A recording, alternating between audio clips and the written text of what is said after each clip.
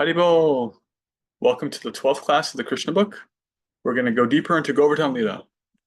And we're going to start with Krishna Kirtan.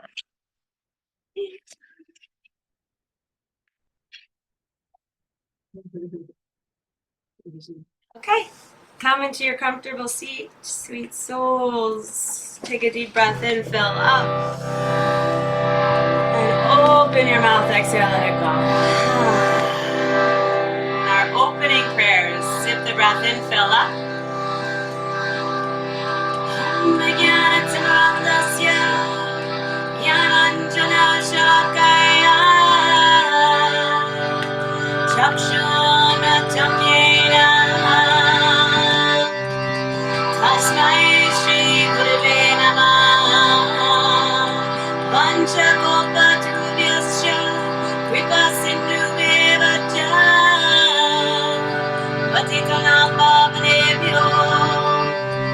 Vaishnavebhyo namo namah.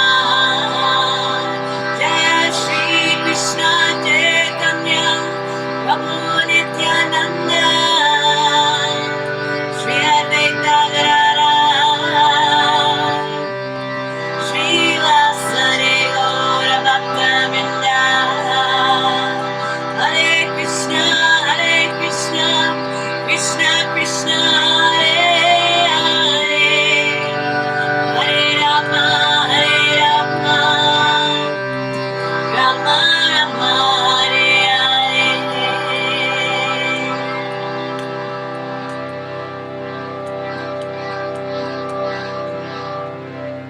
Hare Krishna, Krishna Krishna, Hare Hare, Hare Rama, Rama Rama, Hare Krishna,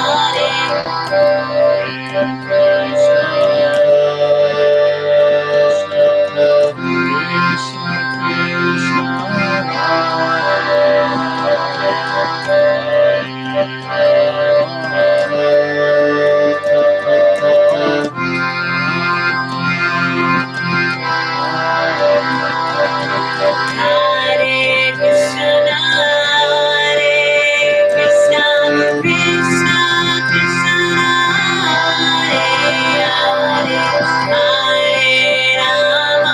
Rama Rama, Hare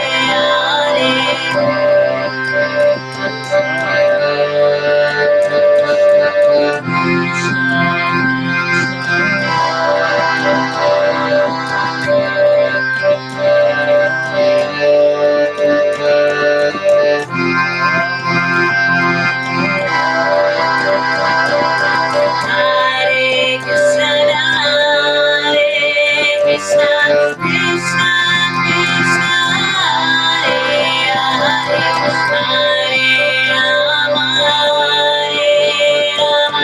Rama Rama, Hare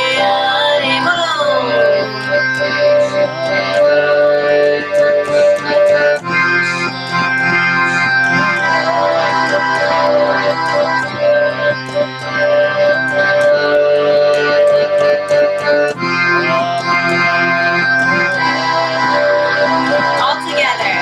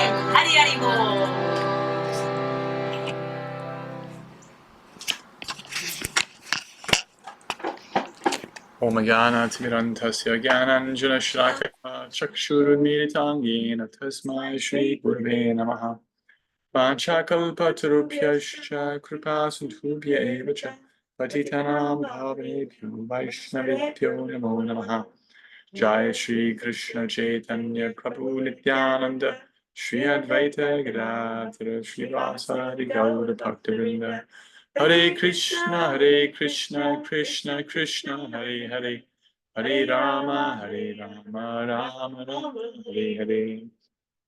Hare Krishna. Welcome back to the Krishna book.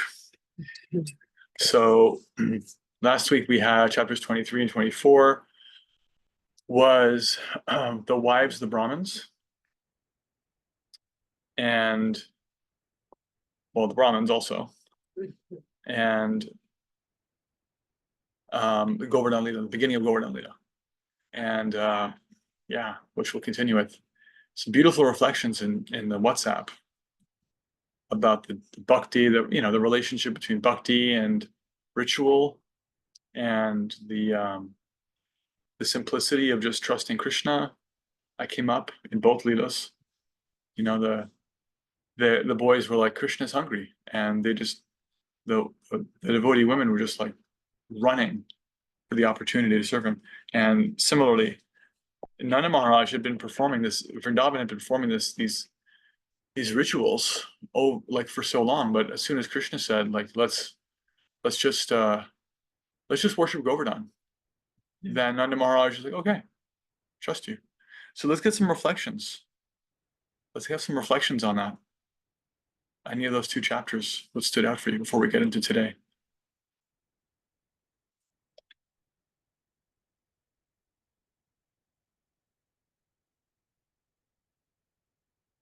What did you hear?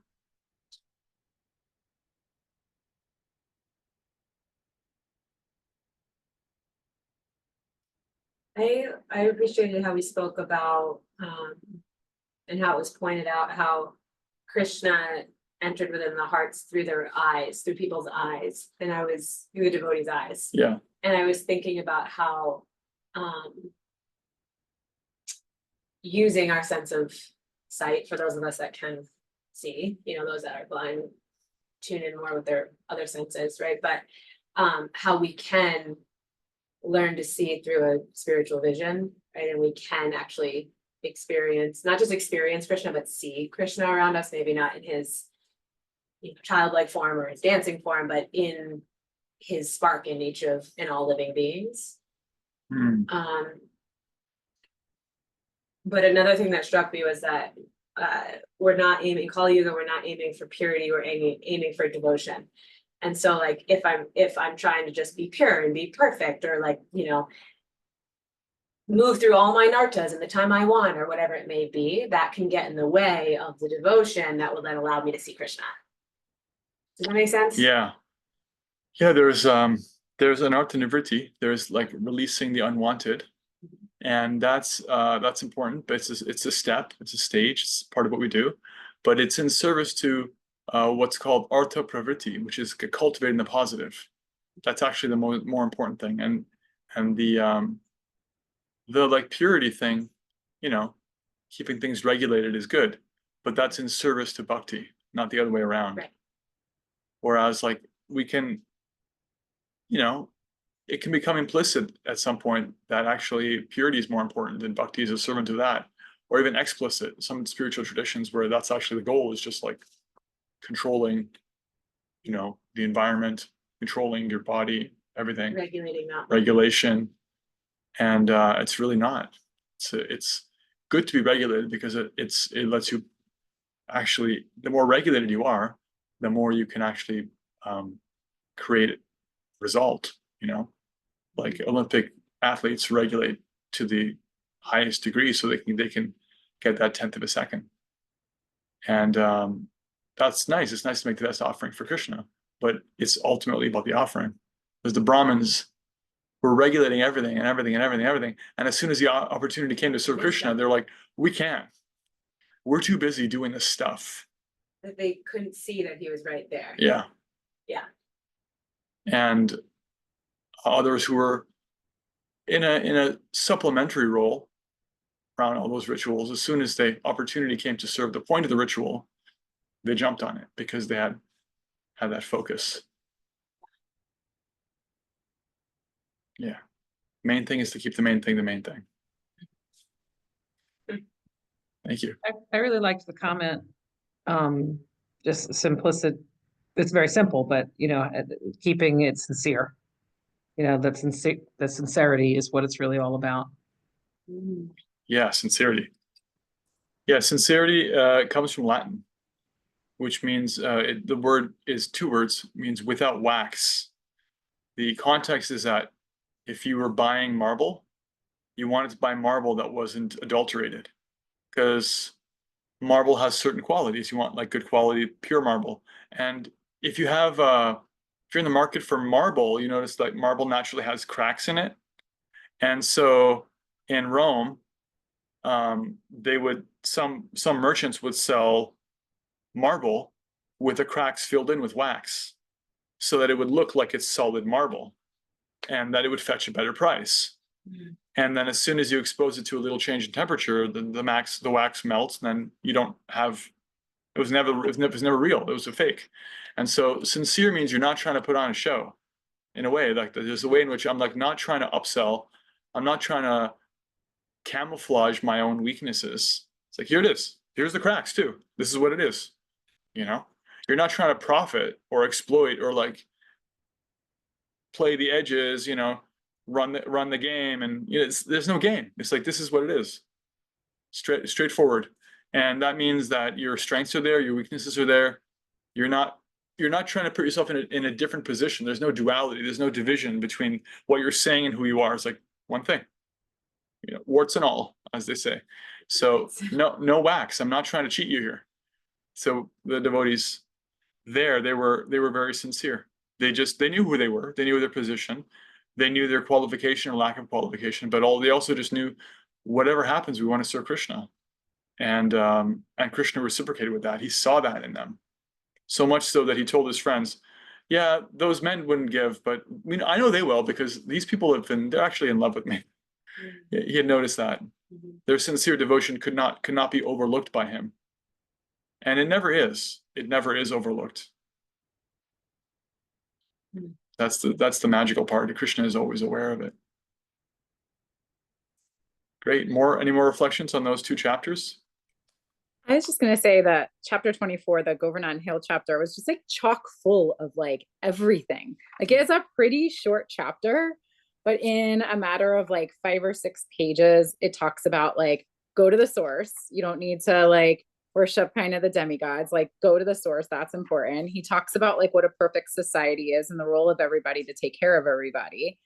And then he talks about, the importance of cows.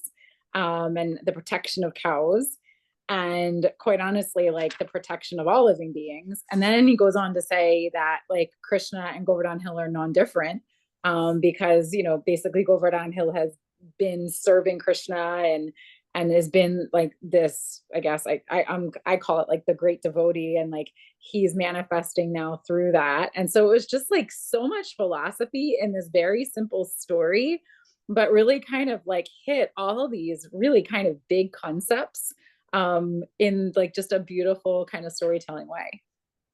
Yeah, thank you. Govardhan Leela is really rich that way.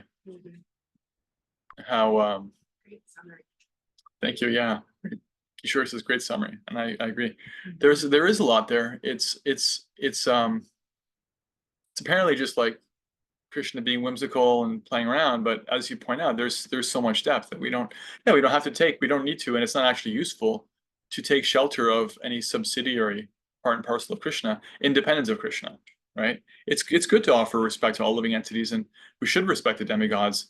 But there was a way in which, not that the Vrajavasis, the Vrindavan residents, were doing this, but certainly we can kind of like get lost, lose the thread, and so Krishna wanted to rectify Indra, who was personally he had lost the plot. He had become kind of like convinced that he was the hero of the story and he's the main character.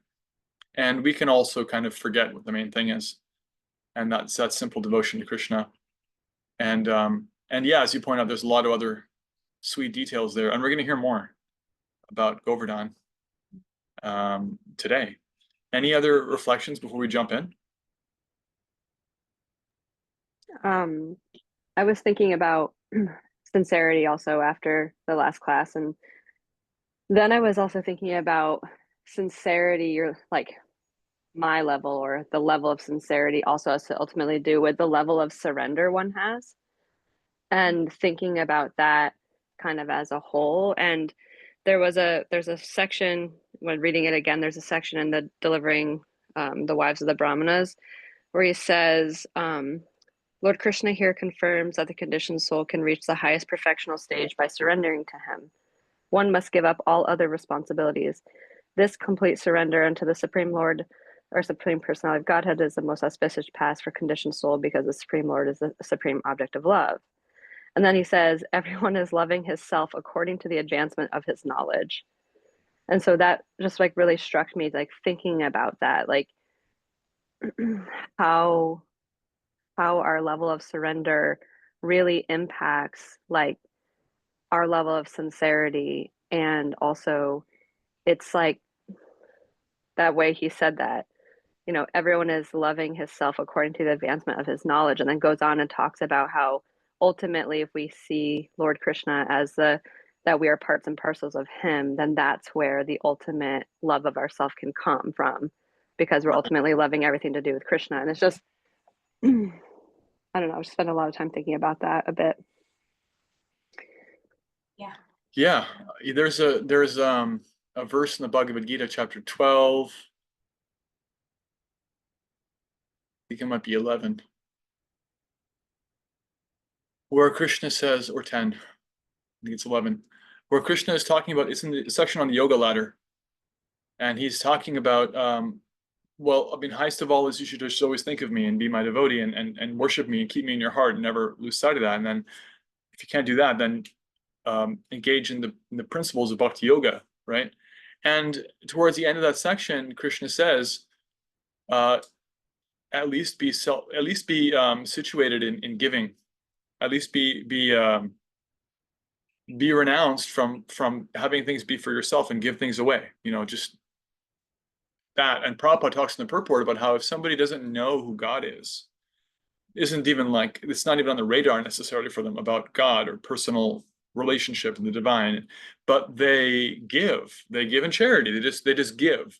That's good for them, because but by giving, the object of their giving will manifest itself, because we're little givers. That's our dharma, right? And if you don't know where you're aiming to, but you're trying to give, that's sincerity, right? Like Gajendra, there's a whole pastime around Gajendra, who like was an elephant, and I can't go, I mean, I guess I can. That's what they studied in Bhakti for Kids. Yeah. So here he is. He's making an appearance again. So for those who don't know, Gajendra was a human being and then appeared in the body of a magnificent elephant, like king of the elephants. And in his previous life as a king, a human king, he had memorized prayers.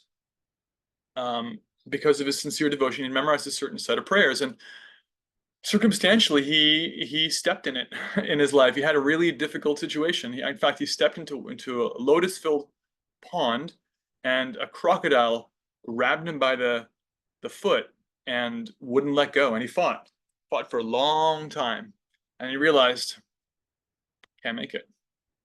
I'm going to go down. And he called out. To who? Well, that's the thing. To who?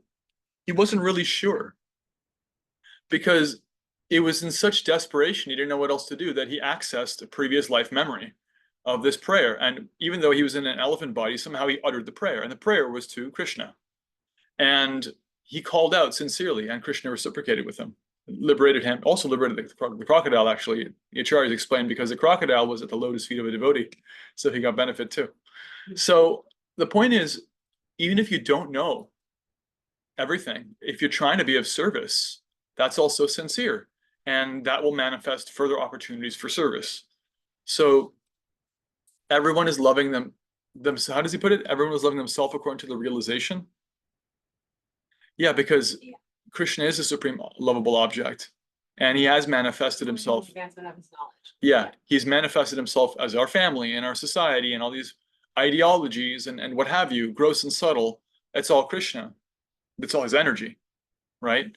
And so one may have this level of realization of that, or this level, but everyone is walking my path in all respects, he says in Bhagavad Gita 10:8. Yes, 10:8. And the sincerity is key. The desire to like actually sincerely, honestly be of service. That it's not about me, it's about something higher. Even if we're not sure what that is, even if it's something inferior to Krishna, just something higher. Just I want it to be more than just this, my own trip, my own ego. And Krishna is at the other end of that, very mercifully. All right, Chai. So let's dive in and hear about Krishna. Chapter 25, the first. Krishna, Krishna, Krishna, Krishna, Krishna, Krishna, Krishna, hey. Krishna, Krishna, Krishna, Krishna, Krishna, Krishna, Krishna, hey. Krishna, Krishna, Krishna, Krishna, Krishna, Krishna, Rakshamam. Krishna, Krishna, Krishna, Krishna, Krishna, Krishna, Pahimam. Rama Raghava, Rama Raghava, Rama Raghava, Rakshamam. Krishna Keshava, Krishna Keshava, Krishna Keshava, Pahimam. Jai Krishna Book. Chapter 25, Devastating Rainfall in Vrindavan. When Indra understood that the sacrifice which was to be offered by the cowherd men in Vrindavana had been stopped by Krishna, he became angry, and he vented his anger upon the inhabitants of Vrindavana, who were headed by Nanda Maharaj. Although Indra knew perfectly well that Krishna was personally protecting them. As the director of different kinds of clouds, Indra called for the Samvartaka. This cloud is invited when there is a need to devastate the whole cosmic manifestation. The Samvartaka was ordered by Indra to go over Vrindavan and inundate the whole area with an extensive flood. Demonically, Indra thought himself to be the all-powerful Supreme Personality. When demons become very powerful, they defy the Supreme Controller, the Personality of Godhead. Indra, though not a demon, was puffed up by his material position, and he wanted to challenge the Supreme Controller. He thought himself, at least for the time being, as powerful as Krishna. Indra said, "Just see the impudence of the inhabitants of Vrindavana. They are simply inhabitants of the forest. But being infatuated with their friend Krishna, who is nothing but an ordinary human being, they have dared to defy the demigods." Krishna has declared in the Bhagavad Gita that the worshippers of the demigods are not very intelligent. He has also declared that one has to give up all kinds of demigod worship and simply concentrate on Krishna consciousness. Krishna's invoking the anger of Indra and later on chastising him is a clear indication to his devotees that those who are engaged in Krishna consciousness have no need to worship any demigod, even if it is found that the demigod has become angry.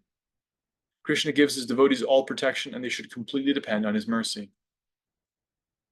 Indra cursed the action of the inhabitants of Vrindavan and said, "By defying the authority of the demigods, the inhabitants of Vrindavan will suffer in material existence. Having neglected the sacrifice to the demigods, they cannot cross over the impediments of the ocean of material existence."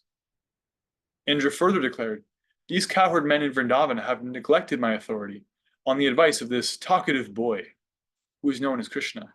He is nothing but a child, and by believing this child, they have enraged me." Thus he ordered the Samvartaka cloud to go and destroy the prosperity of Vrindavan. The men of Vrindavan, said Indra, have become too puffed up over their material opulence and are overconfident due to the presence of their tiny friend Krishna. He is simply talkative, childish, and unaware of the complete cosmic situation, although he is thinking himself very advanced in knowledge. Because they have taken Krishna so seriously, they must be punished. They should be destroyed with their cows. In this way, Indra ordered the Samvartaka cloud to go to Vrindavana and inundate the place. So we see here the nuance. Indra is actually a devotee. And Prabhupada talks about how under the demoniac influence, demons challenge the authority of God. And then he says, but actually Indra's not a demon, right? So this is really contrary to like a black and white view of reality, a dualistic, there's good and there's bad. It's like, well, then which one is Indra? Because he's both. And we see that. We see he's actually a devotee, and then we see he's actually acting demonically. And then we see how Krishna reciprocates with him on the basis of his being a devotee. He doesn't actually throw him away. He doesn't say, you know what? you were a devotee, but now you can go to hell. He doesn't do that explicitly or implicitly. We'll see actually how he deals with them.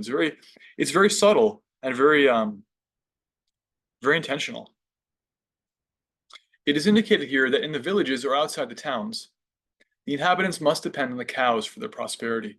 When the cows are destroyed, the people are destitute of all kinds of opulences. When King Indra ordered the Sangvartaka and the companion clouds to go to Vrindavan, the clouds were afraid of doing this mischief.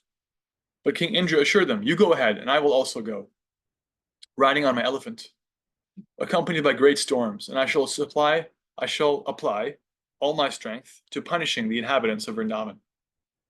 Ordered by King Indra, all the dangerous clouds appeared above Vrindavan and began to pour water incessantly, with all their strength and power. There was constant lightning and thunder, blowing of severe wind, and incessant falling of rain. The rain seemed to fall like piercing sharp arrows. By pouring water as thick as pillars without cessation, the clouds gradually filled all the lands in Vrindavan with water, and there was no visible distinction between higher and lower land. The situation was very dangerous, especially for the animals. The rainfall was accompanied by great winds, and every living creature in Vrindavan began to tremble from the severe cold. Unable to find any other source of deliverance, they all approached Govinda to take shelter at his lotus feet. The cows, especially, being much aggrieved from the heavy rain, bowed down their heads and taking their calves underneath their bodies, they approached the Supreme Personality of Godhead to take shelter of his lotus feet. At that time, all the inhabitants of Vrindavan began to pray to Lord Krishna. "Dear Krishna," they prayed, "you are all-powerful and you are very affectionate to your devotees. Now, please protect us, who have been much harassed by angry Indra." Upon hearing their prayer, Krishna could understand that Indra, being bereft of his sacrificial honor, was pouring down rain that was accompanied by heavy pieces of ice and strong winds, although all this was out of season. Krishna understood that this was a deliberate exhibition of anger by Indra. He therefore concluded, "This demigod, who thinks himself supreme, has shown his great power, but I shall answer him according to my position, and I shall teach him that he is not autonomous in managing universal affairs. I am the supreme lord over all, and I shall thus take away his false prestige, which has risen from his power. The demigods are my devotees, and therefore it is not possible for them to forget my supremacy, but somehow or other he has become puffed up with material power, and thus is now maddened.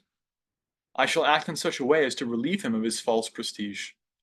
I shall give protection to my pure devotees in Vrindavan, who are at present completely dependent on my mercy, and whom I have taken completely under my protection. I must save them by my mystic power." This is very interesting.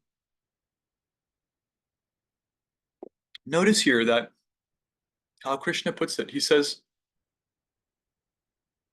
Indra thinks that he's the supreme, and I have to teach him that he's not autonomous, right? I mean, he's not independent. Mhm. It's actually a suffering condition to think that you're independent. It's like the whole goal of the material paradigm, the whole goal of material life, material ego, is to be completely self-sufficient, completely independent, right? Who was it? One of those English authors said, "No man is an island unto themselves." Well, Emerson. Was it Emerson? I don't know. And the whole material lie is to try to be an island unto yourself, to isolate yourself. I am actually the source of everything. I am independent. I'm fully self-sufficient. I'm autonomous. We don't say it because it sounds gross, but that's actually what the goal of material life is: to own and control and enjoy in one way or another. Polished, rough, vicious, less vicious.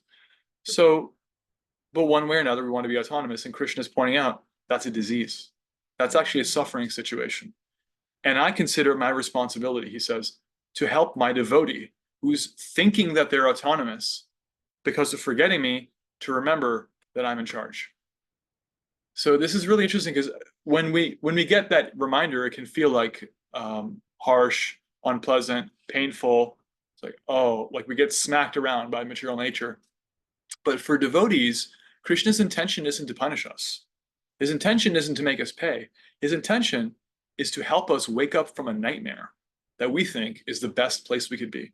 We think it's so good to be in charge, but it's actually so much better to be in a relationship with Krishna. And you can't be in a relationship with Krishna if you have delusions of grandeur. That just gets in the way of actually relating to him honestly. There's no sincerity anymore. So, all devotees who are not completely pure devotees have some material desire. And Indra is also a mixed devotee. So at this point, as Krishna very mercifully, very kind of graciously puts it, they can never forget me, but somehow or other, he's temporarily forgotten me. So let me help him, right? Krishna sees yeah, he has material desires, and so sometimes he forgets me, but actually I know he can never forget me because I'm always his and he's always mine. Let me remind him. So it's actually love. He loves his devotees in Vrindavan. He also loves Indra. It's actually interesting because it's very different than the kind of Disney thing of I'll defeat the bad guy and they can die. Now we can all live happily ever after. There is no bad guy here. There's just illusion. Mm. Everyone gets benefit, including Indra. Thinking in this way, Lord Krishna immediately picked up Govardhan Hill with one hand, exactly as a child picks up a mushroom from the ground. Thus he exhibited his transcendental pastime of lifting Govardhan Hill. Lord Krishna then addressed his devotees, "My dear brothers, my dear father, my dear inhabitants of Vrindavan, you can now safely enter under the umbrella of Govardhan Hill, which I have just lifted. Do not be afraid of the hill, and think that it will fall from my hand. You have been too much afflicted from the heavy rain and strong wind. Therefore I have lifted this hill which will protect you exactly like a huge umbrella. I think this is a proper arrangement to relieve you of your immediate distress. Be happy, along with your animals, underneath this great umbrella." Being assured by Lord Krishna, all the inhabitants of Vrindavan entered beneath the great hill, along with their property and animals, and they all appeared to be safe. Commentaries on this section indicate that Krishna actually found a cave that led underneath Govardhan Hill, and he comes up underneath it and lifts it. And it's also really interesting if you think about it, like the balance. He has to find a balance point. If you want to lift something by like one finger, strength is one thing. Another thing is the balance. Like I can't even lift this with one finger. I can lift it with my whole hand, but if I tried with one finger, it would fall over, right? So Krishna actually finds the balance point of Govardhan Hill too, right from underneath, with left hand, pinky finger. It's astonishing display. And he's like, "It's an umbrella." So that's the scene we have right now. Look, Ma. Look, Ma, one finger. The inhabitants of Vrindavan and their animals remained there for 1 week. How long? 7 days. 7 days, 1 week, and 7 nights, without being disturbed by hunger, thirst, or any other discomforts. They were simply astonished to see how Krishna was holding up the mountain with the little finger of his left hand. Seeing the extraordinary mystic power of Krishna, Indra, the king of heaven, was thunderstruck. That's a nice little pun. Indra is the god of thunder. He's thunderstruck. Thunderstruck and baffled in his determination. He immediately called for all the clouds and asked them to desist. When the sky became completely cleared of all clouds and there was sunrise again, the strong wind stopped. At that time, Krishna, the Supreme Personality of Godhead, known now as the lifter of Govardhan Hill, said, "My dear cowherd men, now you can leave and take your wives, children, cows, and valuables because everything is ended. The inundation has gone down, along with the swelling waters of the river." All the men loaded their valuables on carts and slowly left with their cows and other paraphernalia. After they had cleared out everything, Lord Krishna very slowly replaced Govardhan Hill in exactly the same position it had been in before. When everything was done, all the inhabitants of Vrindavan approached Krishna with feelings of love and embraced him with great ecstasy. Think about it. Krishna, he solves the problem. And actually, with Krishna's help, without Krishna's help, they couldn't even know the problem was done. It's like the storm ended, but for how long? But Krishna knows Indra. He knows Indra is done. There's no more rain coming. So they trusted him when they went in, and they're trusting him when he says go out. On both ends, and every time everything in between, they're just in his hands. So there's this ecstasy now of actually experiencing how he took care of them. The gopis, being naturally very affectionate to Krishna, began to offer him yogurt mixed with their tears. And they poured incessant blessings upon him. Mother Yashoda, Mother Rohini, Nanda, and Balaram, who is the strongest of the strong, embraced Krishna one after another and, from spontaneous feelings of affection, blessed him over and over again. In the heavens, different demigods from different planetary systems, such as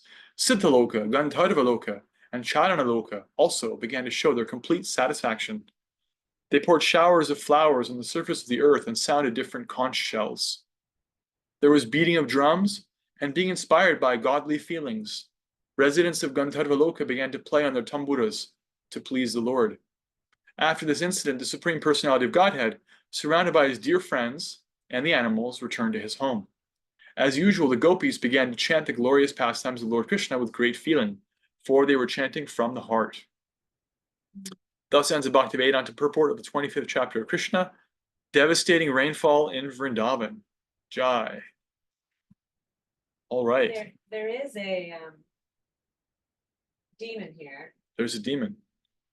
It says overcoming the pride of Indra, demigod worship, and the tendency to think I am supreme. So hearing this pastime purifies us of demigod worship and the tendency to think oneself is supreme. Jai.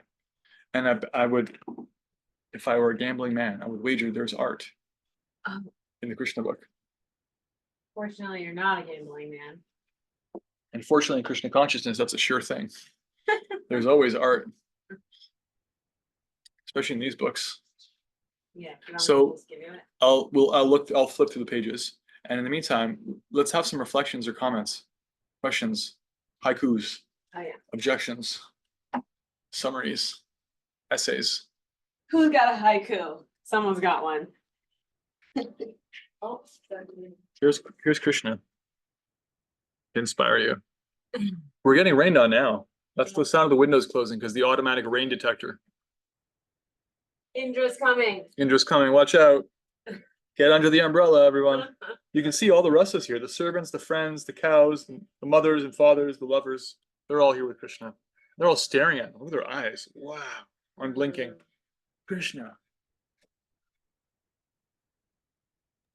I just had a really small reflection. I was just kind of thinking back to when I first came to Krishna consciousness and met the Wisdom of the Sages podcast. And it was in the very beginnings of the podcast. And it would be like, Raghunath would say like, okay, Krishna's a blue cowherd boy. Like, why not? Like, why can't these things happen? Right. And so it's interesting because, again, I refer back to my like Catholic Christian upbringing a lot. And it's like, there are so many miracles in Catholicism. Like there's loaves and fishes, there's raising from the dead, there's all these things. And people are like, yeah, because like God can do those things, and there's like not a lot of questioning, at least from followers of those paths. And so I think it's kind of cool because like Govardhan Hill is kind of one of those very fantastical, what I'll call like miracles from Krishna. And, it's like, wait a second, you're telling me that like this little boy picks up this hill, puts it on his finger, and you're like, well, wait, in your religion, you're telling me that like there was a loaf of bread and some fish, and like all of a sudden 10,000 people got fed. Like, how is that believable? And this isn't. So I just think I'm chuckling that like all the different traditions out there that lead us to, to God consciousness have these beautiful miracles that God performs for his people, for his devotees. And this one's just a little more fantastic, but it's cool. And I just, I love hearing these, kind of unbelievable like miracles that Krishna gives us. Well, life itself is a miracle. And definitely these pastimes are full of amazing things. Jiva Goswami points out that it's part of the definition of God. He has inconceivable potency. And without that, we're really crippling the idea of God. It's like, I want a God, but I want a God I can figure out. It's like, you don't want God. You're not ready for that. You want the truth, you can't handle the truth. There's a way in which there has to be achintya shakti. There has to be inconceivable potency, right? He's got to blow your mind. He's got to be like so many steps beyond us. And Krishna, the nature of Krishna is that he's human-like. So in his pastimes, especially in Vrindavan, generally he doesn't behave in ways that are inconceivable. But then even when he does, they're also within our scale. Like he could lift the whole universe, but what would that look like? So he just lifts Govardhan Hill. And it's already inconceivable, but it's also sweet. It doesn't create this sense of like when Arjuna has the universal form revealed to him in the 11th chapter of Bhagavad Gita, he's trembling and fearful, like, oh my goodness, I can't believe I treated you like my friend. I'm so sorry. You're obviously everything. And it's like awe and reverence, and the intimacy is the distance grows, the intimacy is suppressed. Because Krishna shows like a greater degree of the inconceivable potency. Here's all the demigods at once. Here's the entire universe. Here's death and the future and the present all in one form. It's like, what? And at the end, he just goes back to wanting to see Krishna's sweet form. So even when Krishna breaks the possible, it's just to create more love. It's really in the context of sweet, loving exchange, because that's the whole point with Krishna. That's the sweetest thing. And he wants the best thing. And he wants the best thing for us. But essentially your point is well taken, because it's always going to be fantastical. I mean, actually, like, not to put too fine a point on it, but there was an author, I think, who made the point that any technology that is sufficiently advanced is indistinguishable from magic, right? So like anything that's sufficiently advanced from what our point of view is will look like magic or inconceivable or divine power. Our point of view is so limited. Like 200 years ago, if you explained a smartphone, they'd be like, you're a witch, right? 200 years from now, they'll be doing things that we're not even able to think about yet from our point of view. What to speak of Krishna? Krishna is so many steps ahead of everything. So there has to be some way in which he's beyond the tiny frame of reference we have with our culture and our little puppy brains. So yes. More reflections before we move on to chapter 26. 26 is one of my favorite chapters, by the way. It's like a really short chapter. It's really sweet, and it's a nice summary. I love that. I think of this chapter too, of no matter how dark or intense the storm is that I'm in my life, that, you know, that Krishna will lift me back up if I take shelter. Like if I'm willing to take shelter, if I'm willing to actually go and stand underneath Govardhan Hill, like, right, and turn to him, that no matter the intensity of the storm, that Krishna will lift me. Yeah. And even if you're on the side of like making an offense, he still takes care of you, as he took care of Indra. He takes care of his Vrindavan devotees, who are completely faultless and completely pure, and he takes care of his mixed devotees, both in different ways, but they both get taken care of. They get what they need. And then he's so generous that everyone, all the Rasas, get to experience him at the same time, which is also very rare. Yeah. Govardhan is very accommodating. He's very accommodating. That access to Krishna that they all, because they don't get that. When Krishna is out in the forest, his parents and girlfriends can't be with him. When he's with his parents, no one else can be with him, generally. Someone's always. There's always hankering. there's a time and a place, and the hankering also plays a role, but when it comes to Govardhan, 7 days, 7 nights, no interruption.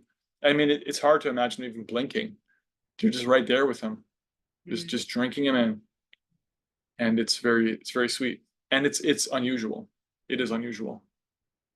Do we see that another time? when Do we everybody else see that is? at another time? Not really. Not that I can think of. Yeah, I have to really think about that. No wonder we put dust of Govardhan Hill in our kavachas. Yeah, I mean, it's our acharyas point out that that's a special quality of Govardhan, to accommodate all the different rasas at the same time. Yeah, Govardhan's the best. What can I say? Any more reflections? Okay. Oh yeah, I got one. I was thinking about like what struck me again, which comes up in so many different leelas, is the desperation. Like the desperation of the cows and the animals and the, you know, the people of Vrindavan, and just like showing up like at his lotus feet and just like where else do I go? And you know, Krishna, like you said, Krishna accepts them all and then gives them great shelter, great protection. And like that's just really, it's really, really powerful. And that's, you know, we hear so many leelas like that when great devotees come to him in great and big desperation, and how he arrives for them is like it's amazing. I just was thinking about that. Yeah, we talked about surrender. We've talked about it a few times. to accept what's favorable for Krishna's service, to reject what's unfavorable, and to consider Krishna one's maintainer, exclusive maintainer.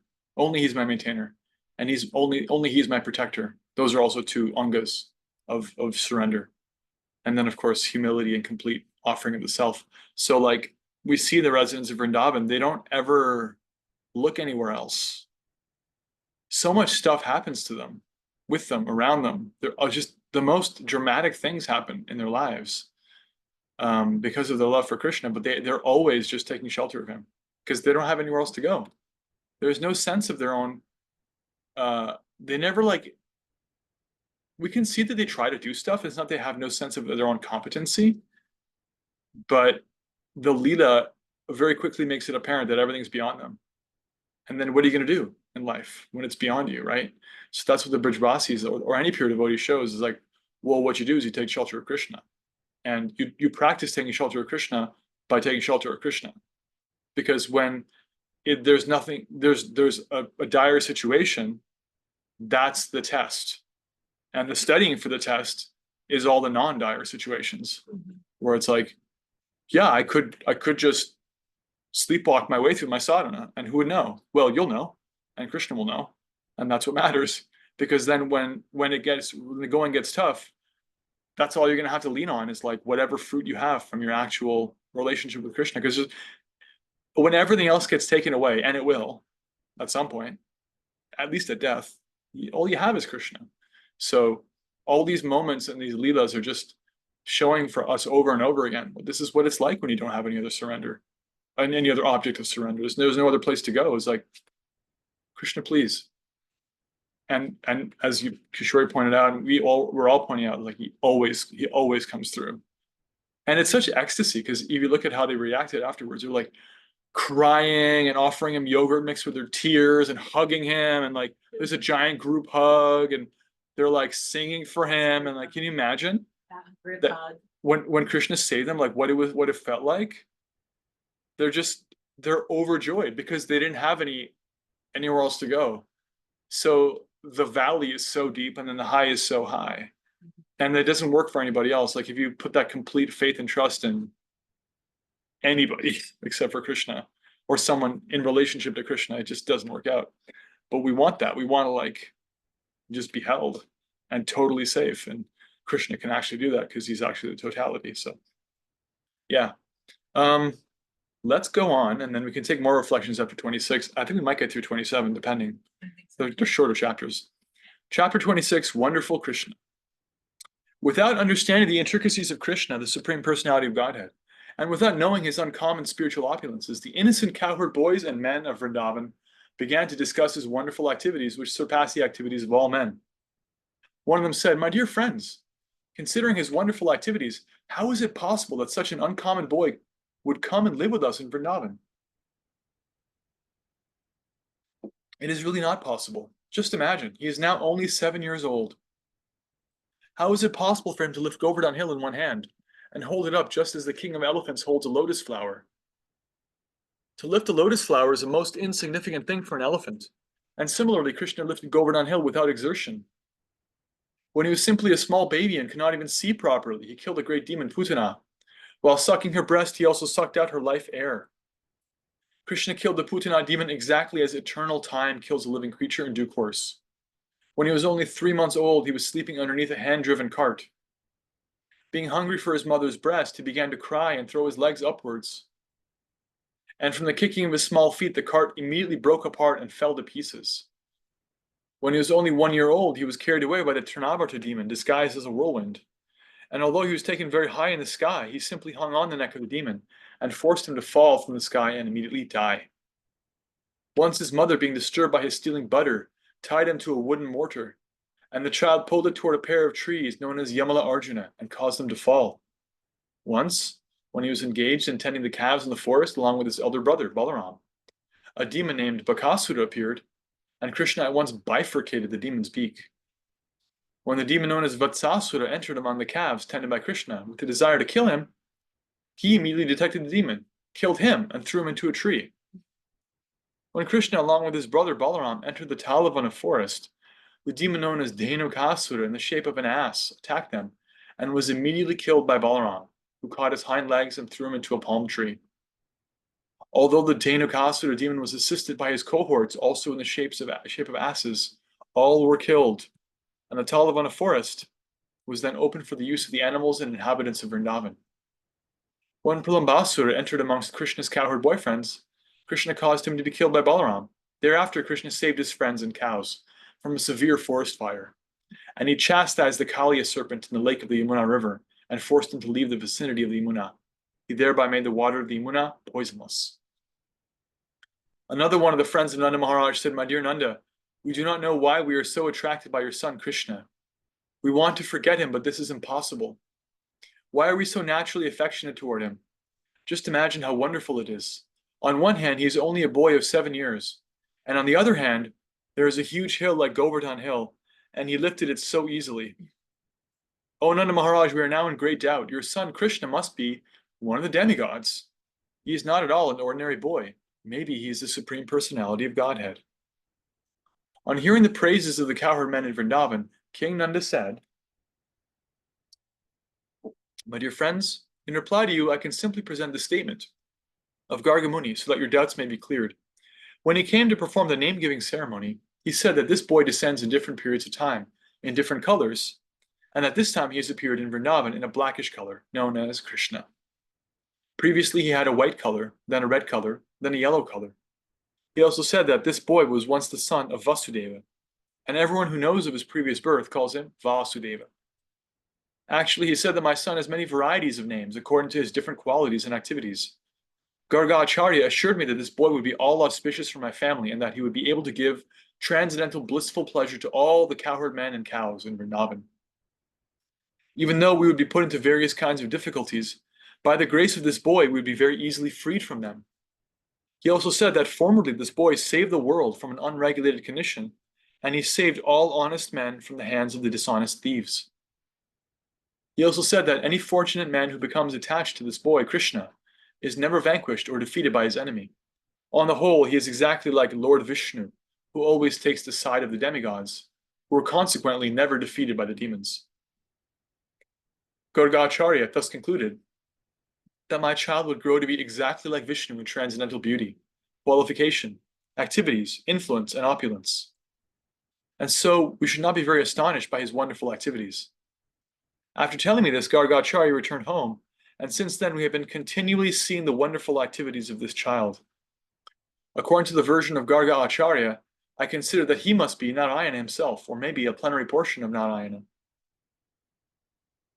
When all the cowherd men had very attentively heard the statements of Gargacharya through Nanda Maharaj, they better appreciated the wonderful activities of Krishna and became very jubilant and satisfied. They began to praise Nanda Maharaj because by consulting him, their doubts about Krishna were cleared. They said, "Let Krishna, who is so kind, beautiful, and merciful, protect us."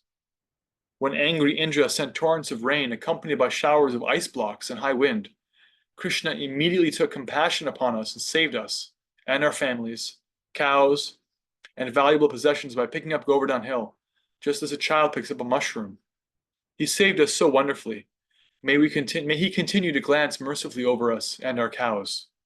May we live peacefully under the protection of wonderful Krishna. Thus ends the Bhaktivedanta purport of the 26th chapter of Krishna, Wonderful Krishna. Jai. Any reflections on that chapter? It's kind of a summary. Yeah. couldn't see Yeah. that. Summary of the past time we listened to, we read already. They're just What about reflecting. Stacy, we haven't heard anything from Stacy. It's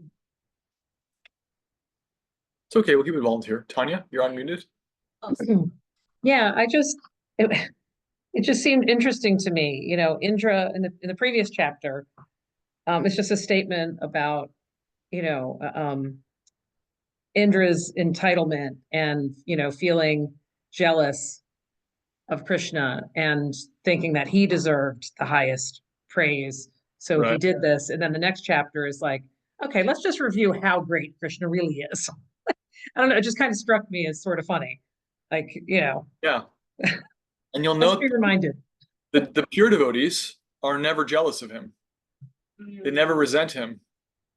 They never compete with him. They never try to replace him. They're never confused by, like Brahma didn't recognize that Krishna is his Lord temporarily. Indra, same. But the pure devotees, Krishna is always theirs. And they're always his.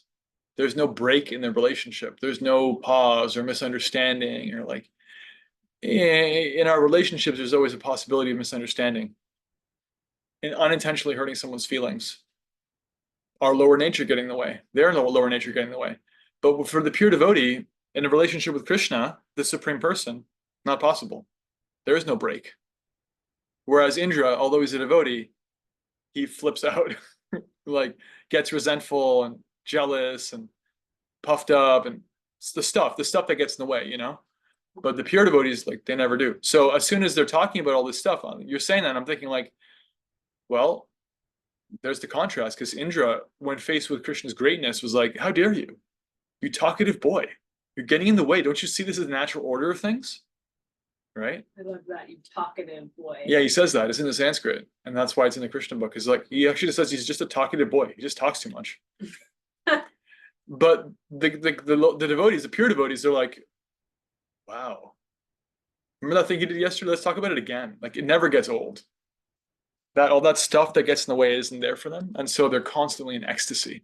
There's never a point where they're like, yeah, that's cool, but I'm kind of getting tired of hearing about that Krishna guy. Mhm. Yeah.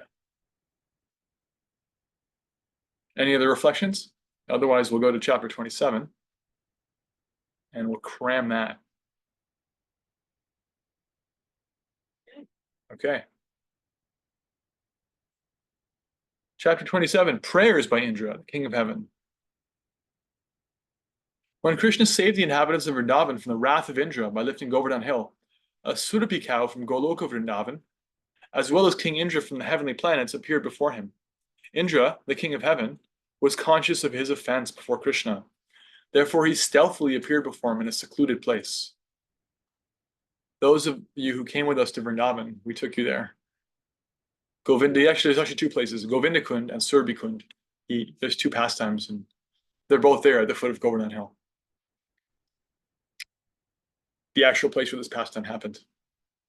He stealthily appeared before him in a secluded place. He immediately fell down at the lotus feet of Krishna. Although his own crown was dazzling like sunshine, Indra knew about the exalted position of Krishna because Krishna is the master of Indra. But he could not believe that Krishna could come down and live in Vrindavan among the cowherd men. When Krishna defied the authority of Indra, Indra became angry because he thought that he was all in all within this universe and that no one was as powerful as he. But after this incident, his false, puffed up prestige was destroyed. Being conscious of his subordinate position, he appeared before Krishna with folded hands and began to offer the following prayers. You'll find, I think, in this mood, a parallel with Brahma. After Brahma tried to cheat Krishna and trick him and steal the cowherd boys and the calves, and Krishna upped the ante and tricked him back and blew his mind, Brahma was brought way down and he was super humbled. And this is the same kind of mood here. My dear Lord, Indra said, being puffed up by my false prestige, I thought that you had offended me by not allowing the cowherd men to perform the Indra Yagya. And I thought that you wanted to enjoy the offerings that were arranged for the sacrifice. I thought that in the name of a Govardhan sacrifice, you were taking my share of profit, and therefore I mistook your position. Now, by your grace, I can understand that you are the Supreme Lord, the personality of Godhead, and that you are transcendental to all material qualities. Your transcendental position is Vishuddha Sattva, which is above the platform of the material mode of goodness. And your transcendental abode is beyond the disturbance of the material qualities. Your name, fame, form, qualities, paraphernalia, and pastimes are all beyond this material nature, and they are never disturbed by the three material modes. Your abode is accessible only for one who undergoes severe austerities and penances and becomes completely freed from the onslaught of material qualities like passion and ignorance. If someone thinks that when you enter within this material world, you accept the modes of material nature, they are mistaken. The waves of the material qualities are never able to touch you, and you certainly do not accept them when you are present within this world. Your lordship is never conditioned by the laws of material nature. So consider for a second. Indra is the king of heaven, right? He's like, in his own context, he's the man. He's the top dog. So under the influence of the modes of nature, as he is, because he's a mixed devotee, when he sees Krishna do this thing, he's thinking like, this is competition. This is someone trying to take away my limited resources, right? Mhm. This is a threat. Mhm. This is danger. All these material ideas, dualistic ideas, right? Mhm. And then he's saying, actually, I thought that you were trying to take all these things away from me, but you weren't. He just said that. Mhm. And now he's saying, anybody who thinks that you, when you come in the world, take on the modes of material nature, they're wrong. Because that's what he thought. He thought this kid is some competition for him. Krishna actually had nothing to gain or lose from his whole pastime of, don't worship Indra, worship Govardhan. It was not on the material platform at all. There was no mode associated with it. There was no pride or greed or ego, nothing that we can relate to. It was just play. And now Indra sees that for real, for what it is. And now he's like, actually, I can confirm. Anybody who says that you come here, and when you come here, you act like us and you take on our qualities, they're wrong. Because he saw him as a human being. He saw him like he sees himself, part of the world, conditioned by it. And now he realized, nope, this was all completely on a different level. It's all above that. Where are we? My dear Lord, you're the original father of this cosmic manifestation. You are the supreme spiritual master of this cosmic world. And you are the original proprietor of everything. As eternal time, you are competent to chastise offenders. Within this material world, there are many fools like me who consider themselves to be the supreme Lord or the all in all within the universe. You are so merciful that without accepting their offenses, you devise means so that their false prestige is subdued, and they can know that you and no one else are the supreme personality of Godhead. You can compare this to Kaliya. Kaliya also had to have this lesson. He had it in a more violent way because Kaliya was more demoniac. Kaliya had to have the head, the you know what beaten out of him. Yeah, he got beat down pretty hard. All that poison came out of him until he realized that he was dealing with the supreme person. And Indra is framing it like I've been framing it, that this is your mercy. You subdue the living entity to take them to a place where they can actually be happy because they're intoxicated. They're nuts. And you knock some sense into them if they need that. My dear Lord, you are the supreme Father, the supreme spiritual master, and the supreme king. Therefore, you have the right to chastise all living entities whenever there is any discrepancy in their behavior. The Father, the spiritual master, and the supreme executive officer of the state are always well-wishers of their sons, their students, and their citizens, respectively. As such, the well-wishers have the right to chastise their dependents. By your own desire, you appear auspiciously on the earth in your eternal varieties of forms. You come to glorify the earthly planet, and specifically to chastise the persons who are falsely claiming to be God. In the material world, there is regular competition between different types of living entities to become supreme leaders of society. And after being frustrated in achieving the supreme positions of leadership, foolish persons claim to be God, the supreme personality. There are many such foolish personalities in this world, like me. But in due course of time, when they come to their senses, they surrender unto you, and again engage themselves properly by rendering service unto you. And that is the purpose of your chastising persons envious of you. My dear Lord, I committed a great offense unto your lotus feet, being falsely proud of my material opulences, not knowing your unlimited power. Therefore, my Lord, kindly excuse me, because I am fool number one. Kindly give me your blessings so that I may not act so foolishly again. If you think, my Lord, that the offense is very great and cannot be excused, then I appeal to you that I am your eternal servant. You appear in this world to give protection to your eternal servants, and to destroy the demons who maintain great military strength, just to burden the very existence of the earth. As I am your eternal servant, kindly excuse me. My dear Lord, you are the supreme personality of Godhead. I offer my respectful obeisances unto you because you are the supreme person and the supreme soul. You are the son of Vasudeva, and you are the supreme Lord, Krishna, the master of all pure devotees. Please accept my prostrated obeisances. You are the personification of supreme knowledge. You can appear anywhere, according to your desire, in any one of your eternal forms. You are the root of all creation and the supreme soul of all living entities. Due to my gross ignorance, I created a great disturbance in Vrindavan by sending torrents of rain and a heavy hailstorm. I acted out of severe anger, caused by your stopping the sacrifice which was to be held to satisfy me. But my dear Lord, you are so kind to me that you have bestowed your mercy upon me by destroying all my false pride. I therefore take shelter of your lotus feet. My dear Lord, you are not only the supreme controller, but also the spiritual master of all living entities. Thus praised by Indra, Lord Krishna, the Supreme Personality of Godhead, smiled beautifully and then replied in a grave voice like a rumbling cloud. My dear Indra, I stopped your sacrifice just to show you my causeless mercy and to remind you that I am your eternal master. I am the master not only of you, but of all the other demigods as well. You should always remember that all your material opulences are due to my mercy. No living entity can independently become opulent. One must be favored by my mercy. Everyone should always remember that I am the Supreme Lord. I can show anyone my favor, and I can chastise anyone because no one is superior to me. If I find someone overpowered by false pride, in order to show my causeless mercy, I withdraw all his opulences. It is noteworthy that Krishna sometimes removes all of a rich man's opulences in order to facilitate his becoming a soul surrendered to him. This is a special favor of the Lord's. Sometimes it is seen that a person is very opulent materially, but due to his devotional service to the Lord, he may be reduced to poverty. One should not think, however, that because he worshipped the Supreme Lord, he became poverty-stricken. The real purport is that when a person is a pure devotee, but at the same time, by miscalculation, wants to lord it over material nature, the Lord shows his special mercy by taking away all material opulences until at last he surrenders unto the Supreme Lord. When the Lord likes you, he gives you. He gives. When he loves you, he takes away. After instructing Indra, Lord Krishna asked him to return to his kingdom in the heavenly planets and to remember always that he is never the supreme, but is always subordinate to the Supreme Personality of Godhead. He also advised him to remain as king of heaven, but to be careful of false pride. It's challenging being in charge, you know. It's not easy.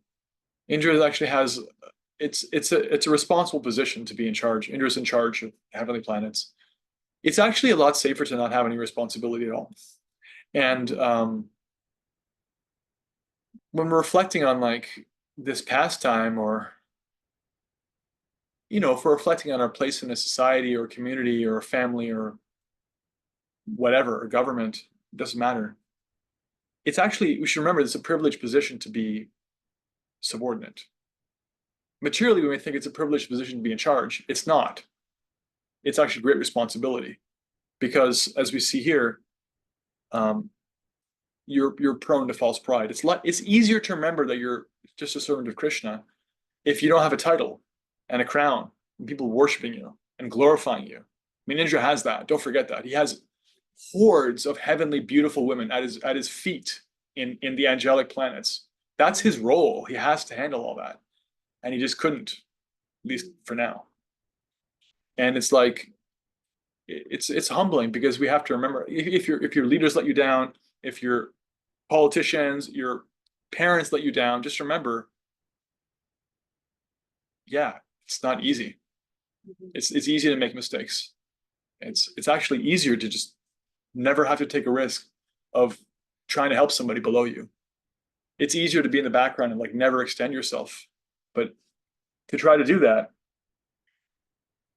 is a noble thing, and it encourages Krishna to give you some special attention, that even if you do screw up in the midst of like trying to take care of somebody, trying to like fulfill your responsibilities, Krishna will appreciate that you're trying. Yeah, you messed up, but you're trying. So you're in the game. After this, a transcendental Surabhi cow who had come with Indra to see Krishna offered her respectful obeisances unto him and worshipped him.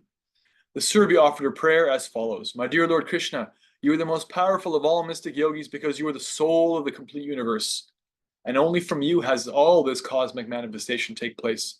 Therefore, although Indra tried his best to kill my descendant cows in Vrindavan, they remain under your shelter. and you have protected them all so well. We do not know anyone else as the supreme, nor do we go to any other god or demigods for protection. Therefore, you are our Indra. Indra actually means chief. You are our Indra. You are the supreme father of the whole cosmic manifestation, and you are the protector and elevator of all the cows, brahmanas, demigods, and others who are pure devotees of your lordship. O super soul of the universe, let us bathe you with our milk, for you are our Indra. O Lord, you appear just to diminish the burden of impure activities on the earth. One of the meanings of Govinda, one of the derivatives, I'm just seeing if Prabhupada will explain this here. Not extensively. Govinda means the one who pleases the cows, means the one who pleases the senses.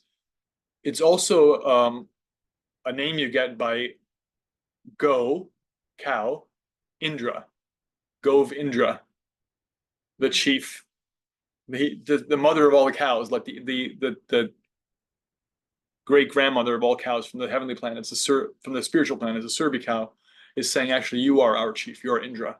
So this is a pastime where Krishna is actually, it's associated with him being called Govinda partly for this reason. Then the Surbi cow bathed Krishna with her milk, and Indra bathed him with the water of the celestial Ganges through the trunk of his carrier elephant. After this, the Surbi cows and all the demigods and their mothers joined the heavenly king Indra in worshipping Lord Krishna by bathing him with Ganges water and the milk of the Surbis. Thus Govinda, Lord Krishna, was pleased with all of them. The residents of all higher planetary systems, such as Gandharvaloka, Vidyataraloka, Siddhaloka, and Charanaloka, all combined and glorified the Lord by chanting his holy name, as their wives and damsels danced with great joy. They very much satisfied the Lord by incessantly pouring flowers from the sky. When everything was very nicely and joyfully settled, the cows overflooded the surface of the earth with their milk. The water of the rivers began to flow with various tasty liquids and give nourishment to the trees, producing fruits and flowers of different colors and tastes. The trees began to pour drops of honey. The hills and mountains began to produce potent medicinal plants and valuable stones. Because of Krishna's presence, all these things happened very nicely, and the lower animals who were generally envious of one another were envious no longer. After satisfying Krishna, who was the lord of all the cows in Vrindavan, who was known as Govinda, King Indra took his permission to return to his heavenly kingdom. As he passed through cosmic space, he was surrounded by all kinds of demigods. This great incident is a powerful example of how Krishna consciousness can benefit the world. Even the lower animals forget their envious nature and become elevated to the qualities of the demigods. Thus ends the Bhaktivedanta purport of the 27th chapter of Krishna, Prayers by Indra, the King of Heaven. Jai. All right, let's take some more questions, reflections, comments on anything you heard before we wrap it up for today. We got 3 chapters in, which is always cool. Can you just expand upon, I'm going to try to say it in my language, but Indra, he's a demigod, but it's a post, right? Like Indra Yes. isn't like the same forever. So Right. Is there like changeability of Indra as he like appears in stories, or as he he'll have, I guess, like a different consciousness or karma himself, because depending on who's holding the post at the time, it's. Yes. In the 8th canto of Srimad Bhagavatam, there is a description of the Manvantaras, the Manu, the Manvantara incarnations, the sages, the primary 8 celestial sages, Indra, how often his post is filled with the person, few different things, and the time scale is given for all of them. So yes, the current Indra actually has another name also. I'm trying to remember what it is. Maybe I'll just ask Google.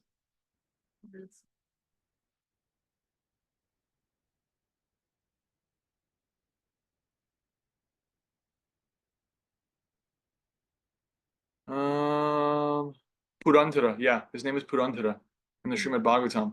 That's his proper name. Indra is a post. Indra is a title. You're the king of the heavenly planets, you're Indra. But Purandhara, that particular jiva, is still Indra, because that was only 5,000 years ago, and that's not enough time for him to have left his position. And the Brahma from 5,000 years ago is also still Brahma. He's actually a devotee Brahma. It's described the qualifications necessary to occupy each level of these posts. Like a certain level of purity of devotion is required to be Indra, a higher level for Brahma. And if such a jiva is not present, Krishna fills it himself with an expansion, because there has to be cosmic management. But generally, he empowers his devotees. I've given the example of, like, in an extended family, the older children will raise the younger, co-raise the younger children. They'll take care of, like, the cousins and stuff, because they're not quite adults, but they have the car keys, and they have some trust, and so, like, they will take care of it. So that's what the demigods are doing for us. We're all children, but they've proven themselves, and so you don't get to be Indra without a certain level of qualification. So that Purandara, whoever he happens to be, has a certain standing in his bhakti that he actually ever got to have that post, because we can see that his post involves actually occasionally interacting, at least, with Krishna directly, and that's not an accident. He earned that. He has some devotion, even if it is mixed. Good question.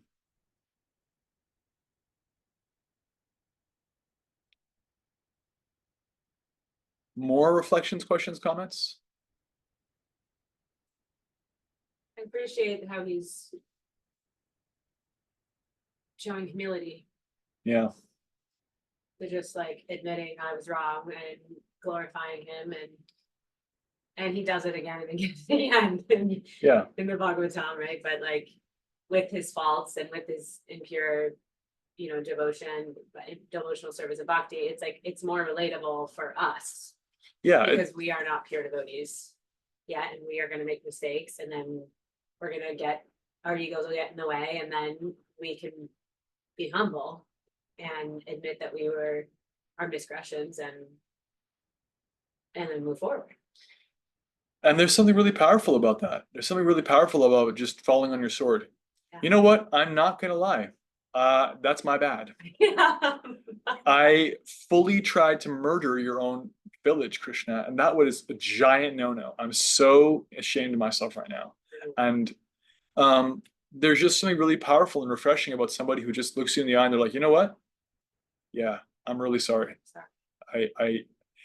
There's actually there's a whole science to it. Like, you want to, like, acknowledge what happened, admit responsibility, all a bunch of A's. Acknowledge what happened, admit responsibility, apologize. There's a third one. Then there's apologize, and there's like make amends. Mhm. And so all those things are really powerful. And so that's there. And I listened to a class once by my Guru Maharaj, Vaisheshika Prabhu. It's called How to Make a Comeback. It's really nice. You can Google it, How to Make a Comeback in Bhakti. And he talks about, from his experience, like devotees who've left Bhakti and come back, or devotees who've made like egregious offenses and come back, And one of the lessons is you have a lot better success rate if you can actually just sit with what you did and not try to, like, avoid it, not try to squirm and wriggle your way out of it, because nobody likes that. It's really ugly. And on the other hand, it's actually amazing how much you can not get away with, but overcome and transcend and get beyond and be purified of, if you actually accept. Like with Pariksha Maharaj, he's because he's such a pure devotee, he had this like moment of he almost kind of wasn't himself. He just sarcastically garlanded that sage with a dead snake because he was asking for water, and the sage was deep in trance, and so he was thinking, is he ignoring me? But as soon as he left, he thought, oh, wow, that's really tacky. I can't believe I did that. And it's there in the Bhagavatam. He says, you know what? If there's going to be a reaction, I want it right away. I want it to come right away so I can pay the price, because I don't think that was right what I did. And this repentance is a sign of sincerity. It's like, I don't feel right with what I did. Let me get the reaction now. I don't want to pay with interest. I want to do it. Just let it be now. Whatever it is, I'll accept it. I'll look it in the eye. I just want to get past this. I feel impure. I feel burdened by what happened. I feel like it's not me. I need to be purified of this. So there's a lot you can say about that. And if you want to know more, I would look that up. How to Make a Comeback in Bhakti, I think is what it's called. Stacy has her hand up. Go ahead. I'm glad that we read the three of them together, because they all say they all kind of say like go in a different way. Whereas like so 24, they're worshiping Govardhan Hill, the rains, he lifts it up with his pinky and and it's fantastical. It's just like this great loving story and everyone's loving him and he's taking care of all the people and they're so grateful. And then Indra comes in and he's like, "Urgh, I don't like her," kind of like has like this like baby sort of attack, not attack, but like a Temper tantrum. when a baby has like a Yeah, it's a temper tantrum. temper tantrum, has like a temper tantrum, and then the next chapter he's like, "Let me tell you how wonderful you are, Krishna." He's like sort of like, so it sort of comes full circle. Like I'm glad that I mean, we still would have gotten there, but it kind of worked well, the three chapters together.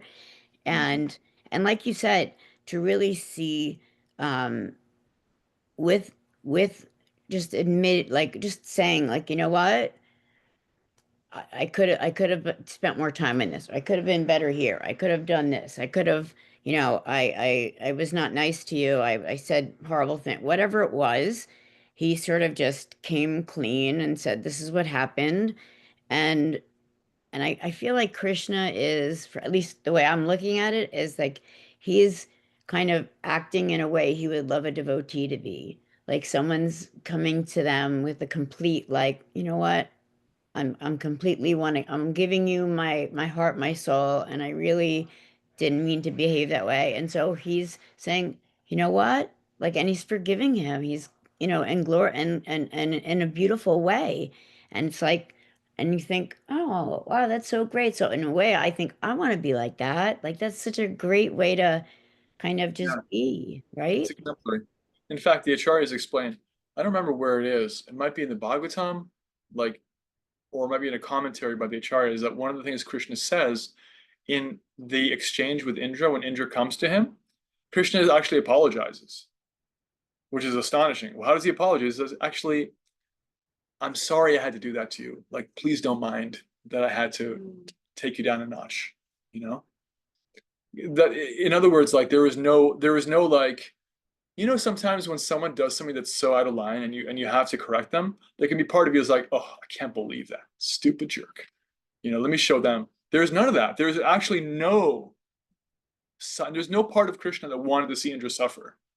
Just like a parent, like you see your child acting out, you don't want them to suffer. You don't want to show them. There's no power trip. It's just like, I got to do this.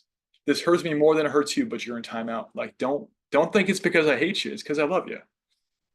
That's why Indra says, like, you're qualified. You can chastise anybody because you have no envy. You are the supreme father guru. You can call anybody up because you actually have no agenda except their own betterment. And So so that's that's it. why I'm looking at it as like, in a way, it's sort of, I'm looking at it going like, okay, he's saying like, hey guys, this is a really nice way to be. Yeah, it is. It's instructive. Yeah. So if you've messed up, you want to be like Indra was when he made his comeback. And if you've been offended, it's nice to try to emulate. We can't exactly copy, but it's nice to try to like, don't hold any grudge. Receive because it's not easy to apologize. The sincere apology and receiving that. What is it to say? To err is human, to forgive is divine. So there's a lot there for sure for us. Wow, it's 8 o'clock. How'd that happen? Crazy. Anything else?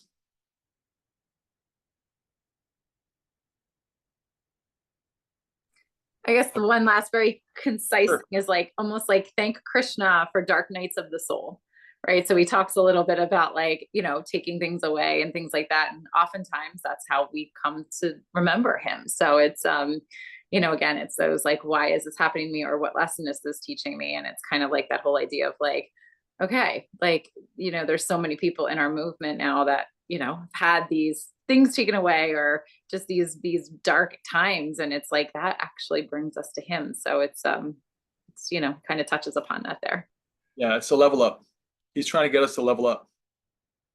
And then like you're saying, that those devotees who have been around for longer can tell you, like, when they look back on those points, those challenges, that they were just level up opportunities where Actually, they got to deepen their devotion to Krishna. The relationship got thicker, got more real.